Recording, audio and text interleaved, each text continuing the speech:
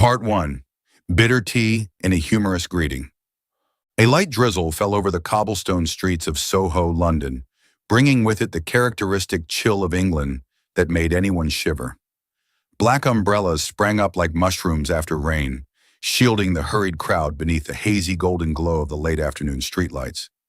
Charles Wentworth, or Charlie, as his best friend called him, strode quickly through the throng, his bespoke vest soaked and clinging to his broad shoulders. He muttered to himself, his deep voice carrying the refined British tone. Good Lord, this weather must have been designed to torment me. He hadn't brought an umbrella, a foolish mistake for a gentleman who prided himself on always being prepared. But today, after being jilted by his fiancée, Lillian Ashford, right before their wedding day with the excuse that he wasn't rich enough compared to some American guy, Charlie didn't have the presence of mind to care about such trivial details.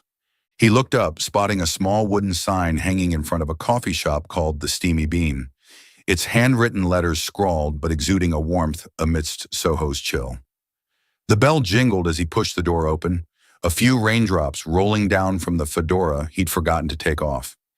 Inside, the aroma of roasted coffee mingled with the scent of freshly baked scones wafting through the air, dispelling some of the dampness clinging to him. The place wasn't crowded, just a handful of people scattered at worn wooden tables, an old man reading the Times in the corner, and a couple whispering near the crackling fireplace.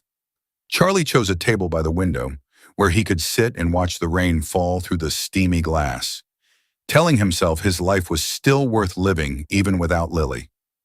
"Hey there, Mr. Rain-Soaked," a clear female voice rang out, snapping Charlie out of his gloomy thoughts. He looked up, and there stood Rosie Harper, a young woman with curly brown hair messily tied back with a rubber band, her green eyes sparkling as if she'd just thought of some mischief. She wore an apron smudged with coffee stains, holding a small notepad with a pencil tucked behind her ear, its tip clearly broken, but still there, like an odd accessory. Rosie grinned, a wide, fearless smile that made Charlie instinctively frown, his thick eyebrows knitting together as if to signal, "I'm not here to play around." "One Earl Grey," he said curtly, his tone cold as if to keep her at a distance. "No sugar, no milk. Hurry up." He tapped his fingers lightly on the table, a habit when he wanted things done his way. Rosie raised an eyebrow, unfazed by his attitude. "Earl Grey, no sugar, no milk. Got it, Mr. Serious. But are you sure? You look like you could use some sweetness in your life." She spoke while humming a few notes of "Hey Jude," her off-key singing oddly charming. "Na na na na. Hey Jody." Her voice carried just enough for the old man in the corner to chuckle, folding his newspaper and glancing over as if watching a free show. Charlie shot her a look, his green eyes sharp enough to freeze the whole shop. "I don't need sweetness," he replied, his voice hard as stone. "Just tea. Can you manage that, or do I have to make it myself?" Rosie shrugged, turning back to the counter, still muttering, "Fine, but don't blame me if the tea's as bitter as your soul." Charlie heard her, but instead of getting angry like he usually would with anyone bold enough to talk back, he felt the corner of his mouth twitch. Who was this girl daring to speak to him like that? He, Charles Wentworth, heir to the Wentworth estate's empire, the man all of London's high society was gossiping about after his infamous jilting, being teased by a coffee shop worker and not knowing how to react. Rosie returned quickly, carrying a small tray, with a steaming cup of Earl Grey, a tiny spoon placed beside it despite his clear, "no sugar, no milk" instruction. She approached his table, still singing, "Hey Jude," with an enthusiasm no one could stop, her feet bouncing to an imaginary beat in her head. "Na, na, na, na. Hey Jude." And then, in a fateful moment, she tripped over the leg of the old man's chair, the tray tilted, and the tea splashed onto Charlie's vest. The hot liquid soaked through the premium wool, and he jumped up shouting, "Do you know how much this vest costs? It's bespoke from Savile Row, for heaven's sake." Rosie set the tray down, hands on her hips, showing no trace of panic at his outburst. "I know, but tea's cheaper. Drink it to warm up," she shot back, her tone so casual it was as if she'd spilled it on some old rag instead of a fashion masterpiece. "Besides, why are you yelling so loud? It's just tea. You're not gonna die." She tilted her head, eyeing him with a mix of curiosity and playfulness, as if daring him to keep losing his temper. Charlie stared at her, mouth agape, unable to believe her audacity. He opened his mouth to scold her more, but Rosie swiftly pulled a rag from her apron, handing it to him with a wink. Here, wipe it off, mister. Don't get mad, or your face will wrinkle up like the old fishwife at the market. And then, as a final blow, she added, You're pretty handsome, but don't make me wipe tea off you again, okay? The shop went quiet for a second. Then the old man at the corner burst into loud laughter, clapping his hands. Good one, girl. Bring me another cup. Charlie stood there, rag in hand, tea still dripping from his vest onto the polished wooden floor, and for the first time in months he laughed. A dry, short laugh, but enough to surprise even himself. You really don't know what fear is, he said, his tone softening a bit, though he tried to maintain his dignified air. Rosie shrugged, heading back to the counter for a fresh cup. Fear what? You're just a wet guy who likes bitter tea. She placed the new cup in front of him, grinning. I won't spill this one, promise. But if you want to sue me, go ahead. I've got exactly 3 shillings in my pocket to pay you. Charlie sat down, picking up the cup and inhaling the familiar bergamot scent, but his eyes didn't leave Rosie. She returned to the counter, resuming her, Hey, Jude, and he realized he couldn't hate her. She was clumsy, talkative, and nothing like Lily, who was always perfect, always calculated, always making him feel he had to prove himself worthy. Rosie was a strange breeze, blowing into his life just when he thought everything was over after that fateful day. Lily left him with her icy words. You're not enough for me, Charles. In the days that followed, Charlie started coming back to her at the Steamy Bean more often than he'd planned. He told himself it was because the tea here wasn't bad, but really he liked hearing Rosie talk about her home in Yorkshire, the sprawling fields, the dumb sheep she'd chased around, and the time she dumped milk on a guy's head because he said she sang like a hen. I sing great, don't I? She asked him once, propping her chin on her hand, her eyes twinkling like she was waiting for a compliment. Charlie sipped his tea, replying dryly, You sing like a cat stuck in a sack. Rosie burst out laughing, slapping the table. And yet you're still sitting here listening. So who's the fool now, huh, Mr. Bittertea? She leaned across the table, pretending to be serious. Admit it, you like me already, don't you? He looked at her, trying to keep a straight face, but the corner of his mouth twitched again. I like the tea, not you, he said, but his voice lacked its usual firmness. Rosie laughed, pointing at him. Liar! Your face is red as the English flag. Charlie touched his face reflexively, then muttered, Good Lord, you're a nuisance. One afternoon, when the shop was quiet, Rosie brought over a small scone and set it in front of him. On me, she said, her tone casual. You look like you need to eat something. Don't stress so much. Life's still long, mister. Charlie glanced at the scone, then at her, his green eyes flickering with a hint of confusion. I'm not stressed, he replied. But he picked up the scone, took a bite, and for the first time in months he felt a warmth creep into him, not from the tea but from the clumsy girl in front of him. Thanks, he said quietly, almost inaudible. Rosie winked. You're welcome, but if you spill the tea next time, I'm making you mop the floor. She turned back to the counter, leaving Charlie with his tea and a rare smile he couldn't hold back. But then one day, everything changed. Charlie got word that his father had passed away, leaving him the entire Wentworth Estates empire to manage. He had to leave London, leave Soho, leave the Steamy Bean, and Rosie. He came to the shop one last time, still in his perfect vest, but his heart heavy. Rosie was wiping tables, singing Let It Be, unaware it was his final visit. Earl Grey, right? She asked, not looking up, her hands tapping to the beat. No, not today, he replied, his voice low.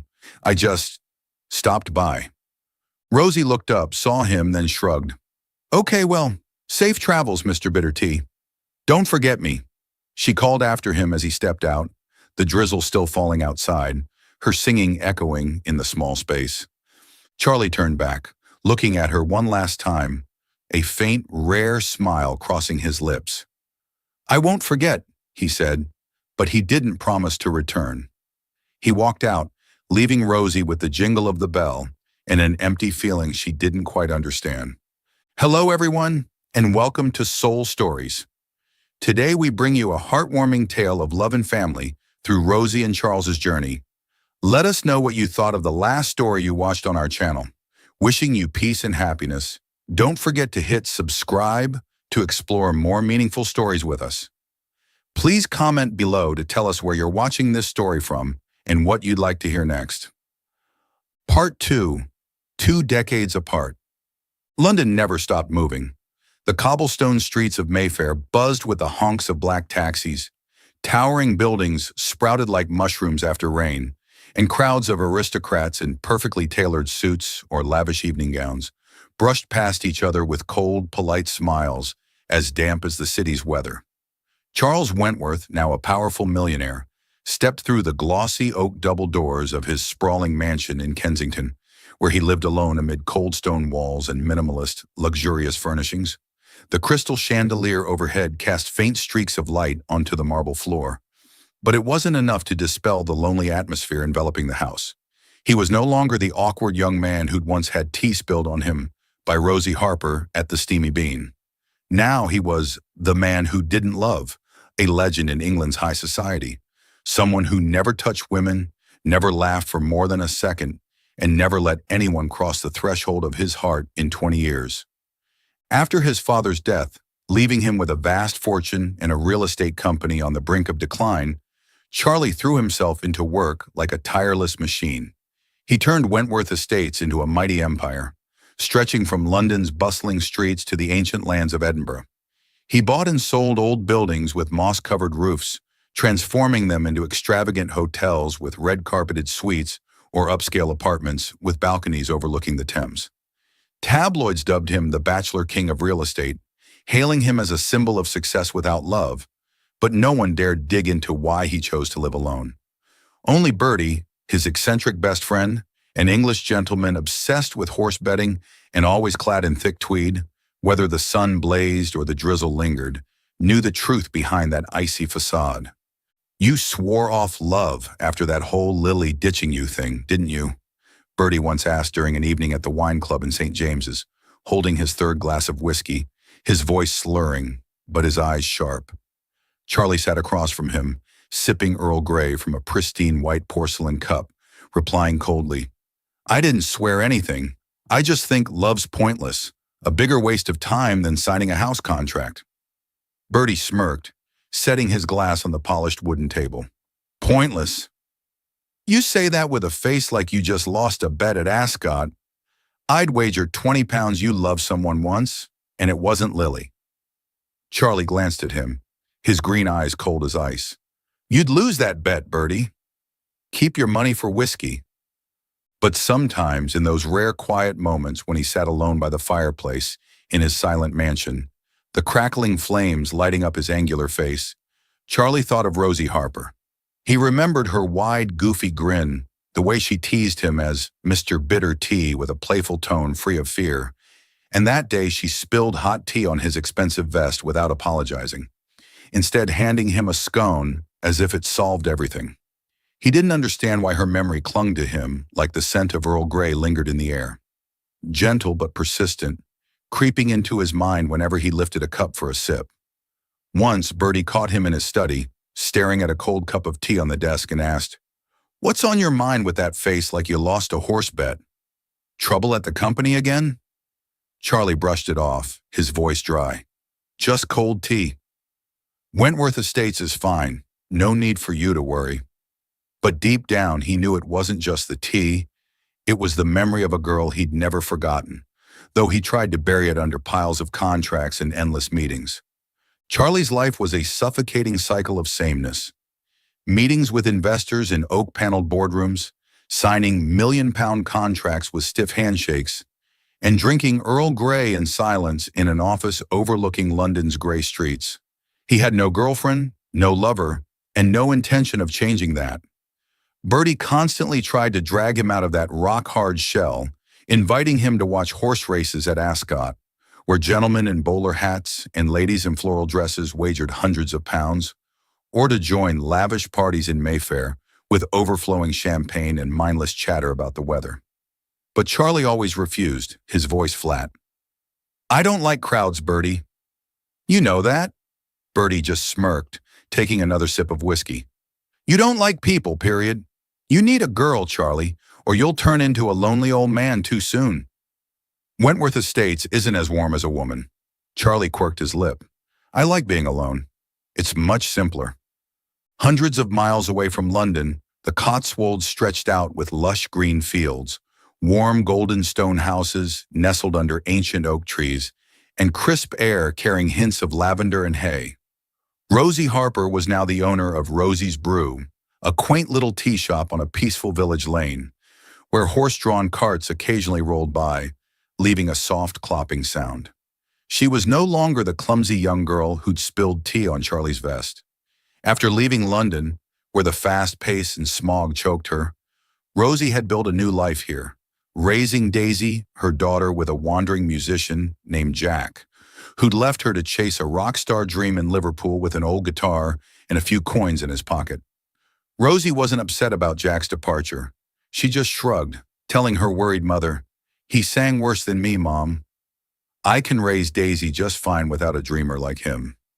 Rosie's Brew was the heart of the Cotswolds village, a small but cozy spot with round wooden tables draped in green and red checkered cloths, wildflower vases Rosie picked from the field set on the windowsills, and an old record player constantly spinning Beatles tunes, usually Yesterday or Yellow Submarine. Rosie still sang along, off-key as ever, whenever she brewed tea or baked scones in the tiny kitchen behind the counter. The villagers loved her for her cheerfulness and endless funny stories, often told as she carried out steaming trays of tea. Back in Yorkshire, I once dumped milk on a guy's head because he said I sang like a hen, she recounted to old Mrs. Mary at the corner table, her hands holding a tray of hot tea. Mrs. Mary cackled, her cane trembling. And you're still singing now, Rosie. I bet that guy ran for the hills. Rosie winked. He sure did, but I kept the milk jug. It was worth more than him. Rosie knew nothing of Charlie over those 2 decades. She didn't read tabloids. They were too pricey and full of nonsense gossip, didn't care about London's elite, and never thought about the Mr. Bitter Tea who'd sat in the Steamy Bean with his fancy vest and stern face. To her, he was just a happy memory, a handsome but rigid guy she'd teased until he cracked a laugh, despite himself. Her life now revolved around Daisy, the tea shop, and evenings when she sat on the porch of her little wooden house, singing Yesterday, while gazing at the stars twinkling over the fields, oblivious to the world beyond. You really sing awful, Mom, Daisy once said as a kid, sitting beside her on the steps, and Rosie laughed. Awful or not, who cares? As long as it makes you smile, I'm happy. Daisy, now a lively young woman, often helped her mom at the shop when she wasn't studying or daydreaming about far-off places. She'd inherited Rosie's humor, but added a touch of her father's dreaminess, a musician who'd sung Let It Be to her before leaving. Mom, why don't you find someone? Daisy once asked as they wiped tables after closing, the oil lamp casting shadows on the wooden walls. Rosie laughed, setting the rag down. Why do I need a man? Tea and you are plenty. Besides, who'd put up with my singing? Daisy scrunched her nose. You sing bad, but you're fun. Someone might like that. Rosie winked. If they do, they'd have to like tea more than me. But sometimes when the shop was empty and Daisy was asleep, Rosie hummed Let It Be alone, staring out at the dark fields, wondering what had become of that bitter tea guy, though she'd never admit it to anyone. 2 decades passed with Charlie and Rosie living in completely different worlds. One sunk in the coldness of London's upper crust, where Wentworth Estates buildings rose as symbols of power. The other immersed in the simplicity of the Cotswolds, where her off-key singing blended with the wind over the fields. But fate, like an English gentleman fond of pranks with a sly grin, had arranged for them to cross paths again unexpectedly. Bertie, the friend who never gave up on pulling Charlie out of his icy shell, showed up at his mansion one day with an offer he couldn't refuse. He strode into the living room, holding a Cotswolds vacation rental flyer, his bulky tweed coat flapping as if he'd walked through a gust. You need a break, Charlie, Bertie declared, his voice eager with a hint of whiskey from the glass he downed on the way. You've been working like a cart horse for 20 years. Meetings, contracts, buying houses, selling houses. Wentworth Estates has turned you into a machine. Come with me, just a week. No meetings, no contracts, just tea and fresh air. Charlie frowned, sitting in his leather armchair, holding a cold cup of tea, ready to decline as usual. I don't have time, Bertie. The company's negotiating a hotel purchase in Bath. But Bertie leaned in, smirking. I bet you £50 you won't leave London. Losing you have to go. And I picked the place. Charlie quirked his lip, his pride flaring like a small flame being stoked. I never lose a bet, Bertie, he said, his voice low but firm. You'll be out £50 and I'll stay right here. Bertie laughed, slapping his thigh. Fine, but if you don't go, I'll tell all of London the real estate king is scared to leave his office. Charlie glanced at him, knowing Bertie was crazy enough to do it. All right, he sighed, setting the cup down. 1 week, but don't expect me to enjoy it. He had no idea this trip would change everything, just like how Rosie had once spilled tea on him and unwittingly shifted a small corner of his soul 2 decades ago. The Cotswolds greeted Charlie with winding, stone-paved lanes, birds chirping in old oak branches, and the fresh scent of grass carried on a cool breeze. He and Bertie rented a small thatched cottage with an old fireplace, but Bertie quickly dragged him out to explore, not giving him time to sit with the company papers he'd brought along. You need decent tea, Bertie said, leading him to Rosie's Brew without knowing whose shop it was.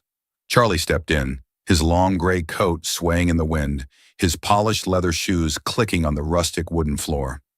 He sat at a table near the door, catching a whiff of tea in the air, and ordered out of habit, 1 Earl Grey, no sugar, no milk. Bertie sat across, muttering, You never change, still barking orders like you're in a Wentworth Estates meeting. Rosie emerged from behind the counter, tray in hand, still singing, Hey Jude, with that familiar off-key voice, her feet bouncing to the beat in her head. She didn't glance at the customer, just grumbled. Earl Grey, no sugar, no milk. Who's this picky? Probably some old guy from London. As she neared the table, the tray tilted slightly from her dancing, and a few drops of hot tea splashed onto Charlie's pricey leather shoes. He jumped up, ready to scold her like he would in a boardroom. Do you know what these shoes? But he stopped because Rosie looked up, saw him and exclaimed, Oh my gosh, it's you again, Mr. Bitter Tea. Her mouth dropped open, her green eyes widened. Then she burst out laughing, the sound echoing through the shop, making a few scone, nibbling customers turn their heads. You!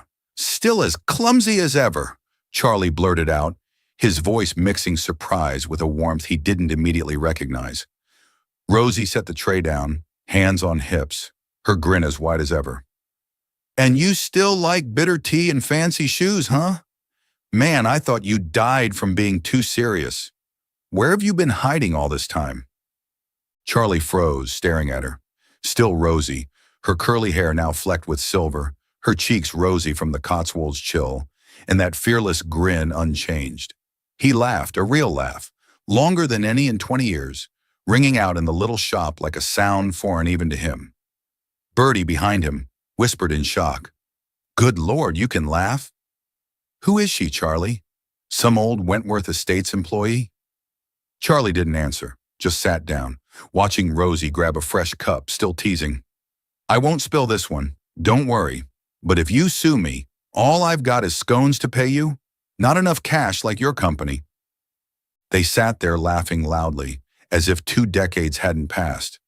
Rosie told him about the Cotswolds, the tea shop, Daisy, her voice as lively as it was back in Soho.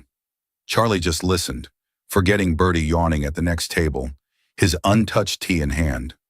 But when Rosie asked, So what have you been up to all this time, not coming back? Charlie joked, Avoiding you spilling tea on me. Wentworth Estates kept me busy. Rosie laughed, slapping the table. My tea's worth coming back for. Don't blame the company. But his eyes flickered with a hint of regret, as if he wanted to say something deeper but couldn't find the words. Bertie cut in, slurring. He's been busy being a millionaire, miss. But I bet he missed you. Look at him laughing. London's never seen that. Rosie winked, leaning across the table. Is that true, Mr. Bittertea? You missed me? Charlie didn't answer right away, just sipped his tea, feeling the familiar bergamot wash over his tongue. But inside, a strange feeling stirred, one he'd tried to bury for 20 years under Wentworth Estate's buildings, now resurfacing with just a smile and a few spilled drops of tea. Part 3. The Past Knocks. The Cotswolds on a chilly afternoon, faint rays of sunlight pierced through the treetops, scattering pale golden light over the stone-tiled roof of Rosie's brew. The doorbell jingled as Charles Wentworth stepped inside, his long coat fluttering in the breeze, his polished leather shoes clicking on the wooden floor.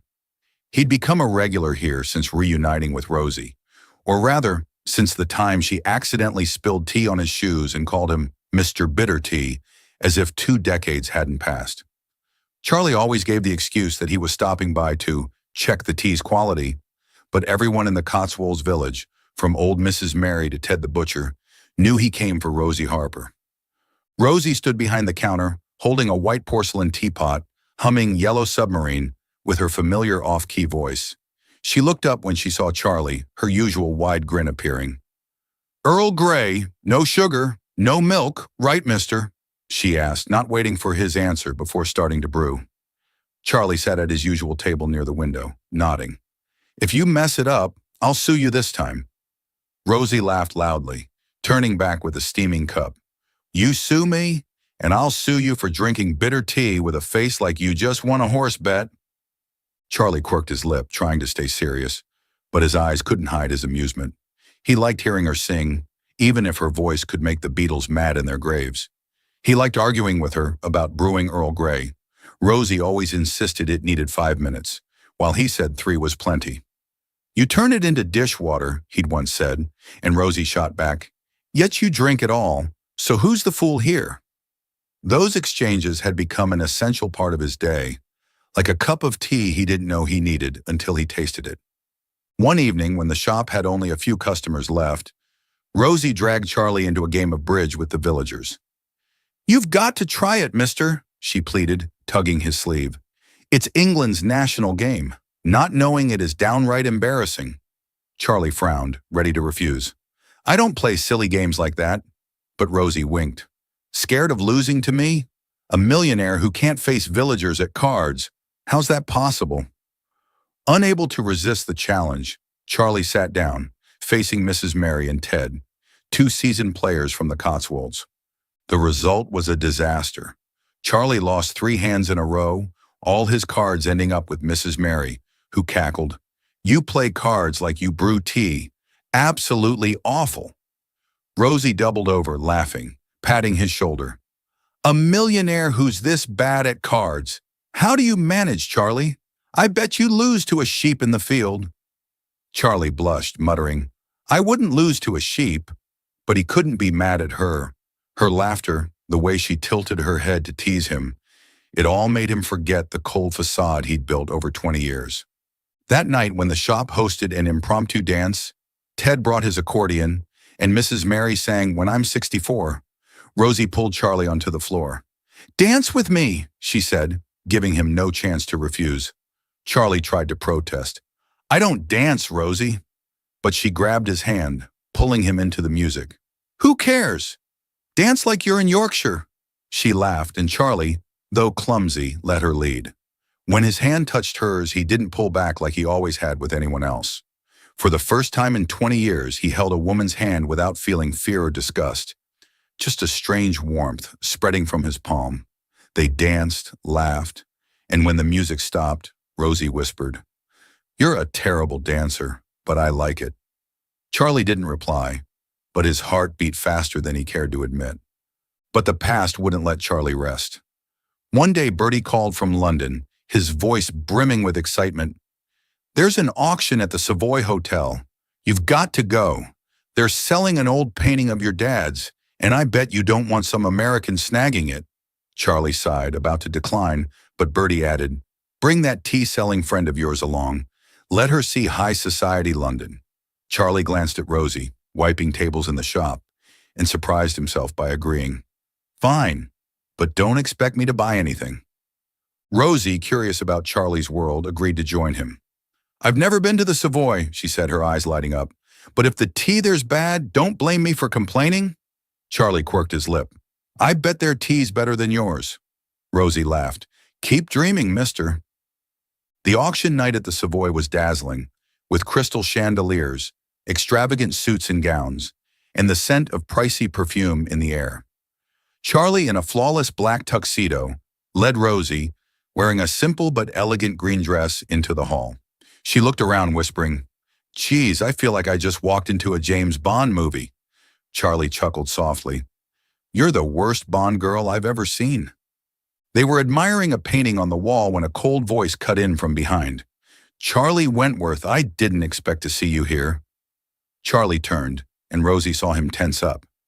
Standing there was Lillian Ashford. Lily, now a wealthy widow, her blonde hair gleaming, dressed in a tight red gown, her sharp eyes locked on Charlie. And who's this?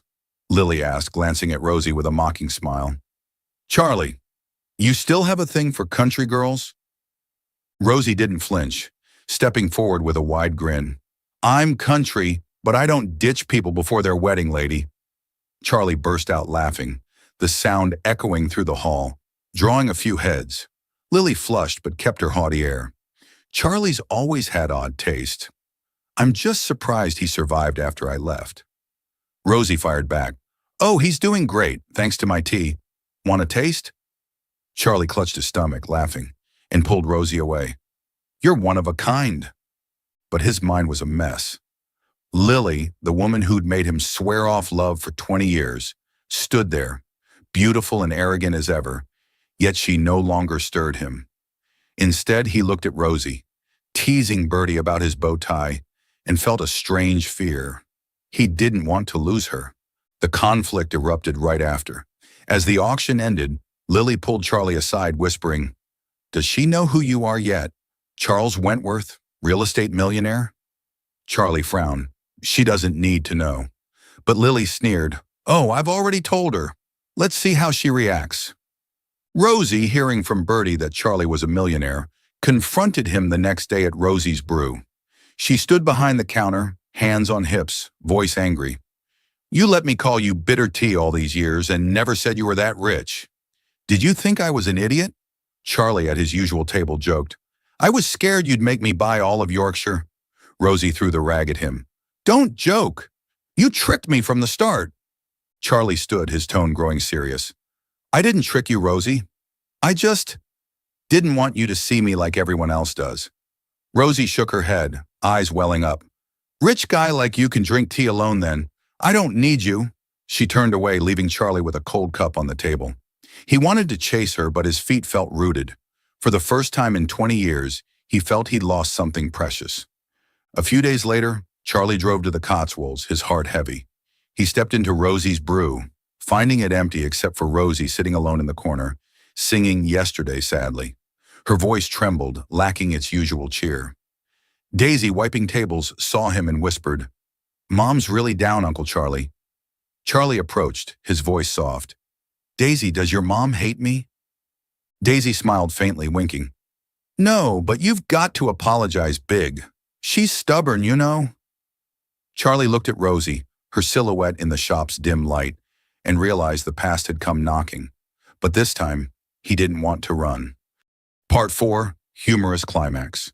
The grassy fields of Yorkshire stretched endlessly, lush and green under the gray sky of a typical English drizzly day. The wind blew through, carrying the scent of damp earth and fresh grass, rustling the wildflowers along the Cotswolds Village Road. Rosie Harper stood in front of Rosie's Brew, hands on her hips, staring at the small wooden sign of her shop with a mix of anger and amusement. The place was deserted, not a single customer in sight, just the patter of rain on the stone-tiled roof, and Rosie's voice singing Penny Lane, echoing from the old record player in the corner. Penny Lane is in my ears and in my eyes, she hummed, her off-key voice full of emotion, as if trying to chase away the gloom hanging over her little shop. Rosie scrunched her face when she spotted a piece of paper stuck to the door, its scrawled handwriting clear.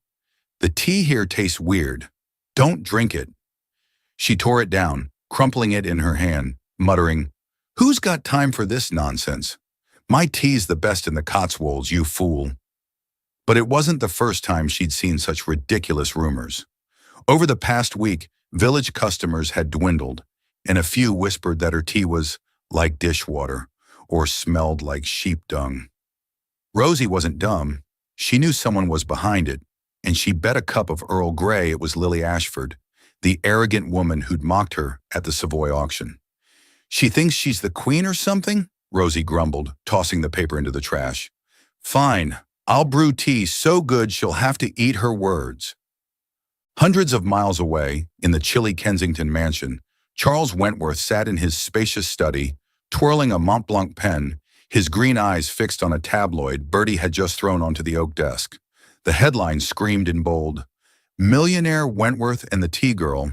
Love or a joke?" Charlie frowned, his deep voice laced with irritation. "What's this, Bertie?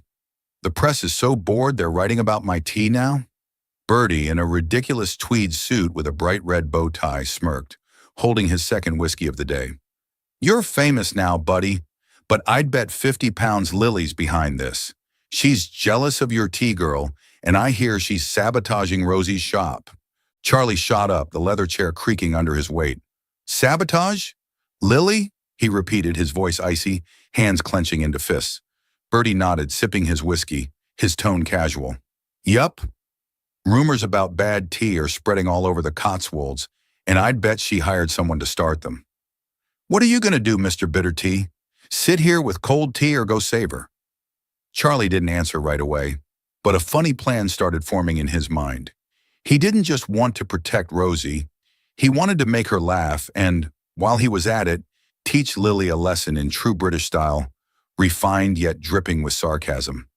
"Get Reggie here," he told Bertie, his voice firm. "I need a detective." Bertie quirked his lip, setting the whiskey down. "Reggie? That skinny guy who calls himself the Sherlock of Shoreditch? You sure?" Charlie nodded. "Sure. He once caught the Duchess of Kent stealing bread. He's good enough for this." Bertie laughed. "All right, but if he screws up, don't say I didn't warn you." Reggie, a lanky guy with messy hair and oversized round glasses, showed up at Charlie's mansion the next morning, clutching a thin stack of papers. "I've dug into it," Reggie said, his voice eager like he'd just cracked a big case. "Lily Ashford hired a tabloid writer named Sid to spread rumors about Miss Harper's tea. I've got the messages right here." Charlie glanced at the papers, smirking. "Good. Hold on to these. I'll need them." But while waiting for Reggie to gather more proof, Charlie decided to investigate Rosie himself, in his own way. He drove his sleek black Bentley to the Cotswolds, the light rain fogging up the windshield in patches. Stepping into Rosie's brew, he disguised himself with a long coat and a fedora pulled low over his face, pretending to be a stranger. "One Earl Grey," he said, keeping his voice low, sitting at a secluded corner table. Rosie, wiping the counter, eyed him suspiciously. "Earl Grey, no sugar, no milk, right? Why's that sound familiar?" Charlie nodded, watching her brew with a serious look, like a food critic from the Times. Rosie brought the cup over, setting it down, hands on hips. "Who are you, staring at me like I'm about to poison you?" Charlie took a sip, deliberately grimacing. "This tea, it does taste weird." Rosie's eyes widened and she shouted, "What?" "My tea's weird. You're a spy for those rumor spreaders, aren't you?" She snatched the cup from his hands, splashing some on his coat in her fury, the water splattering across his pricey wool. Charlie burst out laughing, pulling off his hat. "I'm a spy, but I'm your spy, Rosie." Rosie froze, mouth open, then cracked up. "Charlie Wentworth, are you a spy or my boyfriend?" Charlie stood winking. "Both. I came to catch you brewing it wrong, but you're still as bad as ever." Rosie threw the rag at him, laughing. "You dare say that? I bet my tea's better than all your money." Charlie pulled her from behind the counter, his tone growing serious. "Listen, I know who's behind this. Lily. She wants to ruin your shop, but I'll handle it, British style." Rosie smirked, her eyes lighting up. "I'm coming with you. I want to see how you do it. But if you lose, you're mopping my floor." Charlie took Rosie to London, where a lavish party was underway at the Claridge's Hotel under dazzling crystal chandeliers. Suits and gowns glided past each other, the clink of champagne glasses mixing with polite laughter. Lily Ashford, the guest of honor, stood amid the aristocratic crowd, her red dress sparkling like fire, her cold eyes scanning the room. Charlie, in a perfect black tuxedo, led Rosie, wearing a simple but elegant green dress, into the hall. Rosie looked around, whispering, "Geez, I feel like I just stepped into a Queen's movie. Anyone gonna ask me to dance?" Charlie chuckled softly. "You're the worst queen I've ever seen, but I'll dance with you if you don't spill champagne on me." They stood near the champagne table, watching Lily brag about her recent Tuscany trip to a group of nobles. Charlie whispered to Rosie, "She thinks she's the center of the universe.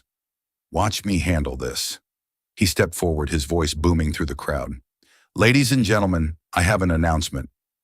Everyone went quiet, turning to look, some pausing mid-sip to listen. Lily smirked, confident. "Charlie, buying a painting? Or here to tell us about your tea-girl romance?" Charlie laughed, pulling Rosie up beside him. "No, I want to talk about this woman, Rosie Harper. I love this tea-girl, and she brews tea better than the Queen." The crowd erupted in laughter, a few clapping, a lady in a purple dress shouting, "Well done, Wentworth." Rosie, not to be outdone, added, "And he brews worse than a dog." The room roared, the laughter echoing, some nearly dropping their glasses. Lily flushed, trying to hold her arrogance. "Charlie, you sure know how to pick a clown. She's just a country bumpkin." Rosie stepped forward, hands on hips, grinning. "A clown? I didn't hire people to say my tea's bad, lady. Want a sip? I brought some." She mimed, holding an imaginary teacup, making the crowd laugh harder. Charlie jumped in. "I've got proof Lily's behind the sabotage of Rosie's shop. Reggie, bring it out." Detective Reggie stepped up from the corner, holding papers, his voice eager. "These are messages Ms. Ashford sent to a tabloid writer named Sid, asking him to spread the rumors. I've even got photos of him sticking papers on the shop." The crowd murmured, some pointing at Lily. She paled. "This is slander. I'll sue you, Charlie." Charlie smirked. "Slander? I'm English. I don't lie when tea's my witness. Sue me if you want, but don't expect to win." Humiliated in front of everyone, Lily turned and stormed off, her heels clacking on the marble floor like a tune of defeat. Rosie shouted after her, "Walk careful. Don't spill your tea." Charlie clutched his stomach, laughing, and pulled Rosie outside as the rain started pouring harder beyond Claridge's. Under the London rain, Charlie and Rosie stood beneath an awning, raindrops pattering around them, forming small puddles on the sidewalk. Charlie looked at her, his voice low with emotion. "Rosie, I've got to be honest. I didn't love anyone for 20 years because I was scared of getting hurt. Lily made me this way. I built a wall, lived alone. But you make me laugh, and I don't want to lose that." Rosie winked, her tone playful. "Good, 'cause I'm not selling my shop to follow you. I like the Cotswolds better than your London." Charlie laughed, pulling her into a tight hug, then, unable to hold back, kissed her, a fierce kiss in the rain, water soaking through his vest and streaming down his face. But for the first time, he didn't mind being wet. Rosie kissed back, grabbing his collar to pull him closer, her lips warm against the rain's chill. When they parted, she whispered, "You kiss better than you brew tea, mister." Charlie chuckled, teasing, "I've been practicing in my head for 20 years. What do you think?" Rosie laughed. "Worse than I expected, but I'll take it." They stood there, hugging, laughing loudly in the rain, as if the whole world was just the two of them and the steady drumming of drops. But the story didn't end there. A few days later, back at the Cotswolds, Charlie's phone rang while they sat in Rosie's brew. Bertie's panicked voice blared through, "Charlie, Lily's suing you for defamation. She says you humiliated her in front of all London, and she's hired the priciest lawyer in England. What are you going to do?"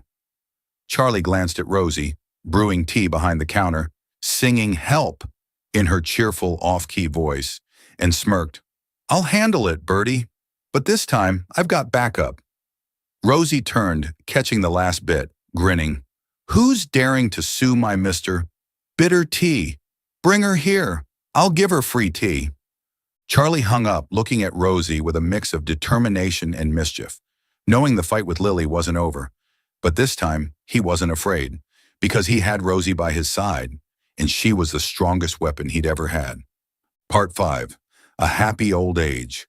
The Cotswolds on a gentle spring morning, pale sunlight filtered through the branches of ancient oaks, casting golden streaks across the lavender fields, stretching beside Rosie and Charlie's brew. This new shop was no longer just Rosie's Brew. The wooden sign now bore Charlie's name too. Rosie's scrawled handwriting next to his elegant script, a symbol of the odd but perfect union of two people from different worlds. Bright yellow and purple wildflowers surrounded the shop. Round wooden tables draped with red and white checkered cloths scattered across the lush green lawn. And the soft jingle of wind chimes in the breeze created a rare, peaceful scene in the English countryside. Inside, Rosie Harper, her hair now white as clouds, her green eyes still twinkling with mischief, stood behind the counter brewing tea, humming "Here Comes the Sun" with the same off-key voice unchanged by the years. She wore an old apron smudged with flour from a failed baking attempt that morning, but the smile on her lips was as radiant as the day Charlie first met her at the Steamy Bean in Soho. Charles Wentworth stepped in from the back door, holding a tray of freshly baked scones, a white apron dusted with flour tied around his waist, looking out of place with the expensive white shirt he still liked to wear despite leaving London's high society behind long ago. He was no longer the cold millionaire who'd lived alone in the vast Kensington mansion.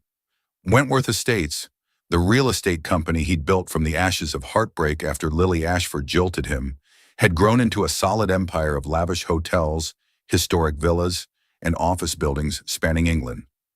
He'd once run it with unrelenting firmness, buying and selling properties like an emotionless machine, turning rundown buildings into icons of wealth and power.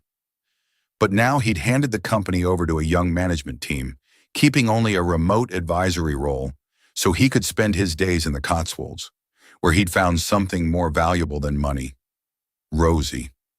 The lawsuit with Lily Ashford had ended months ago, and Charlie won spectacularly thanks to Rosie, who testified in court with her unforgettable line, "I didn't defame anyone, I just told the truth. My tea's better than the Queen's, and she's just jealous."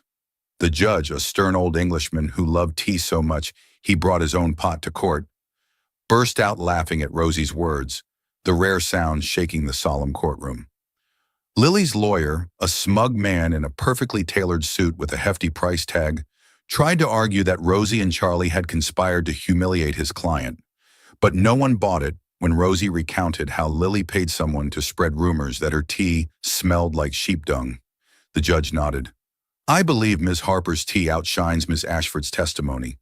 Lily lost, leaving London soon after with her pride and a suitcase full of red dresses, forgotten by high society as if she'd been a passing breeze leaving no trace." Charlie set the scone tray on the counter, eyeing Rosie with mock seriousness. "How do you brew tea that customers rave about?" "I suspect you're putting a spell in it, Rosie Harper." Rosie laughed, tossing the rag at him, hitting his chest and sending flour puffing onto his white shirt. "A spell? Your brewing's the disaster, worse than a dog's, like I said at Claridge's. I bet you'd chase customers away if you worked the counter." Charlie quirked his lip, brushing off the flour. "I learned from you, so who's the bad teacher here? You should thank me for not suing you for ruining a student like me." Rosie tilted her head, pretending to think, True, but I didn't teach you to spill tea on yourself. That's your natural talent, and I won't take credit for it." They laughed together, their laughter blending with Rosie's singing, filling the small shop like a duet without instruments. After the lawsuit, Charlie and Rosie opened Rosie and Charlie's Brew, a place combining the Cotswolds' best tea with scones. Charlie learned to bake from village elder Mrs. Mary, though he still often scorched a corner of the kitchen when Rosie wasn't watching. "If you bake one more time, I'll send you out to plow the fields with the sheep," Rosie once yelled as black smoke billowed from the oven, while Charlie just shrugged. "I'm a millionaire, not a chef. Don't expect too much. Besides, Wentworth Estates didn't pay me to stand at a stove." Rosie fired back. "Wentworth Estates probably didn't pay you to burn down other people's houses either." Charlie kept trying to brew tea to keep up with Rosie, but the results were always a mess. Tea too bitter, like overboiled medicine, too weak like rainwater off a roof, or worse, spilling all over the table when he fumbled the pot with hands more used to signing million-pound contracts than doing chores. Rosie teased him mercilessly.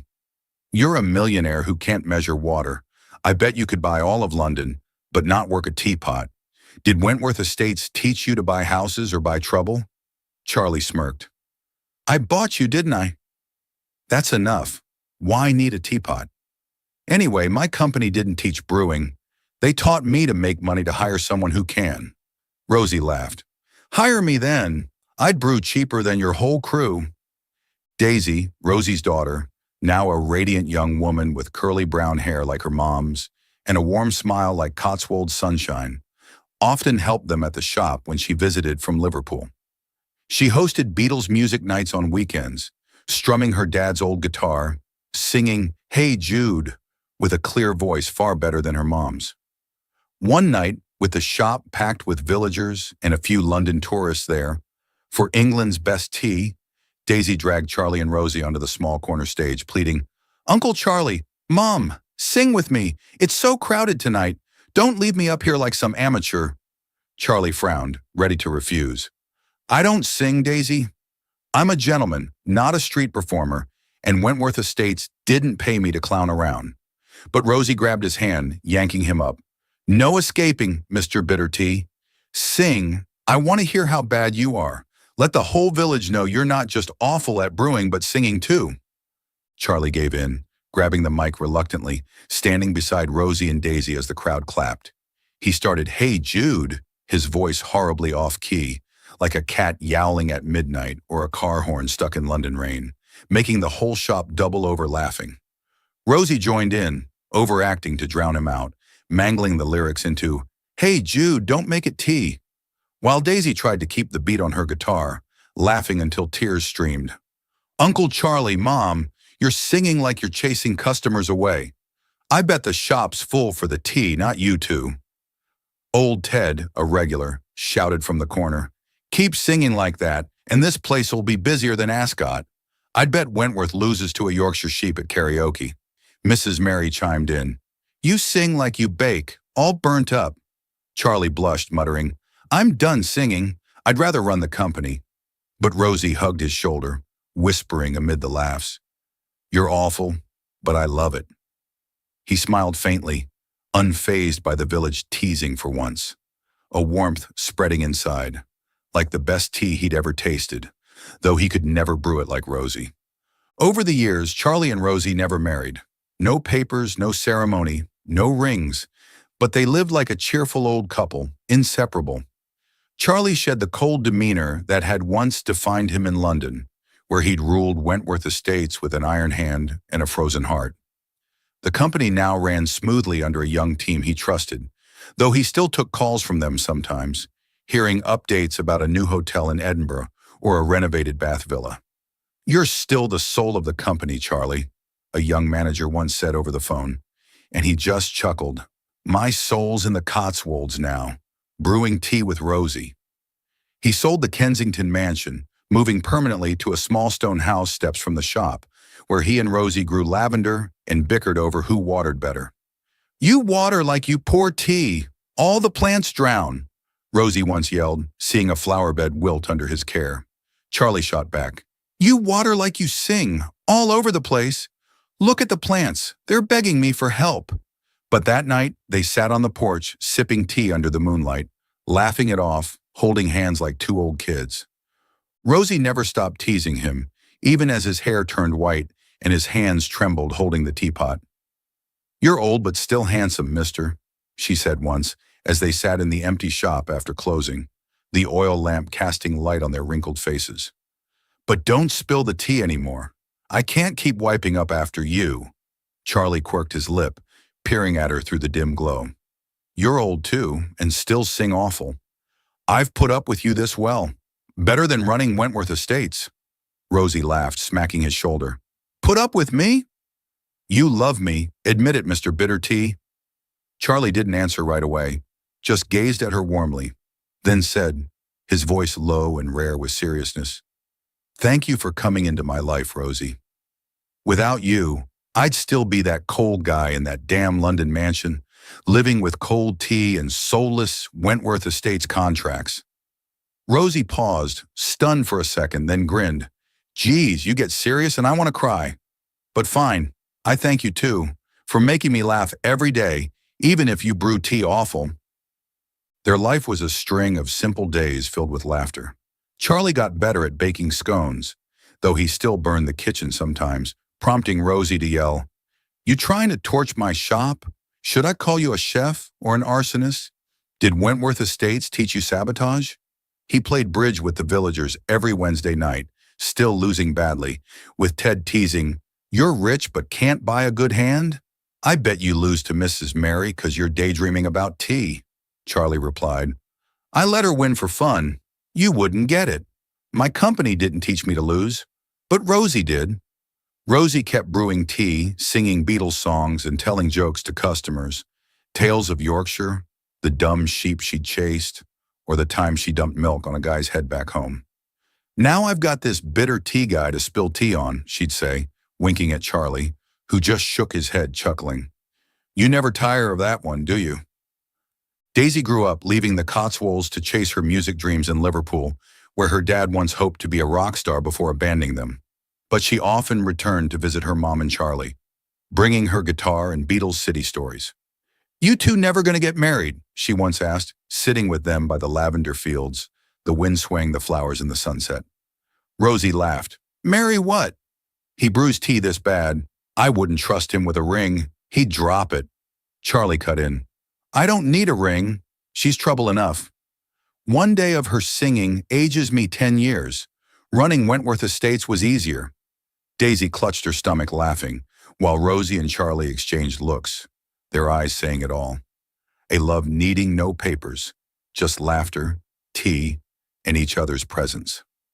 One mild, sunny afternoon, Charlie and Rosie, now with white hair, deep wrinkles on their faces but youthful smiles, sat on a bench outside Rosie and Charlie's brew, gazing at the lavender fields ahead.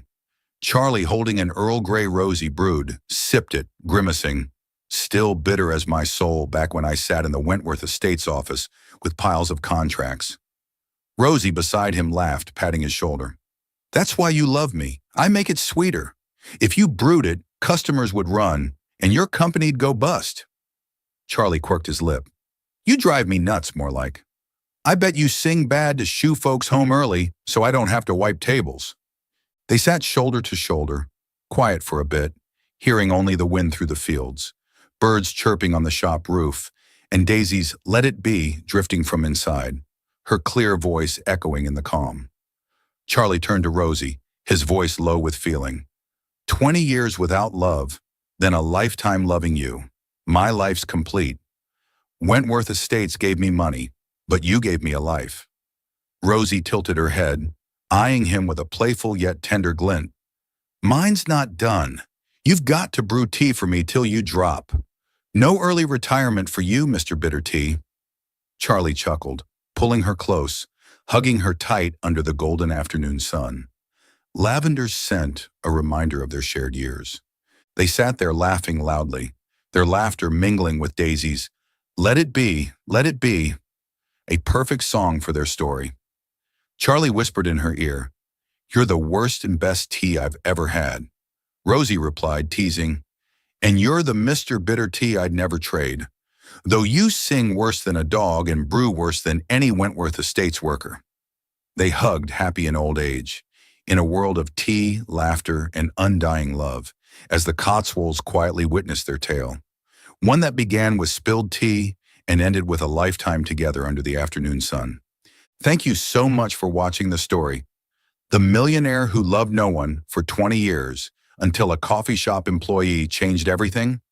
We're thrilled you've joined us on Charlie and Rosie's humorous, romantic, and heartwarming journey throughout all 5 parts.